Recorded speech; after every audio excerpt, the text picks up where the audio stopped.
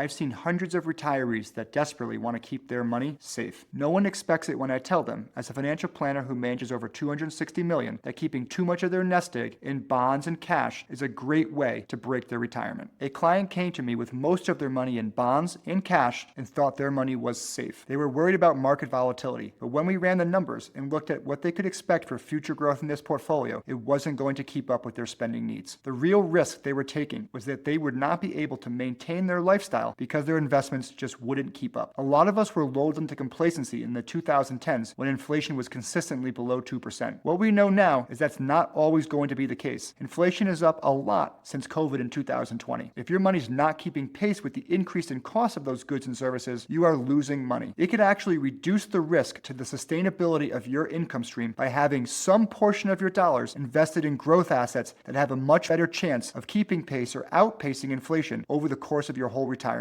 The best way to think about it is just because a portion of your portfolio is risky, that doesn't mean your entire portfolio is risky. How much you have of something determines how much risk it's adding into your strategy. I had a pharmacology professor in college that said, in pharmacology, everything is toxic, the dose determines the risk. That same theory applies to investment planning. Just because you have something that carries a little bit more risk in your portfolio, it doesn't mean all of your portfolio is at risk. After implementing these changes, they became much more confident about their retirement moving forward and no longer let fear dictate their choices. While you need cash and bonds to manage your short-term needs, you also need growth assets like stock to protect you against inflation over a long period of time. Remember, you might be retired for over 30 years. If you're worried that your portfolio is too conservative, schedule a call with me through the link in my bio.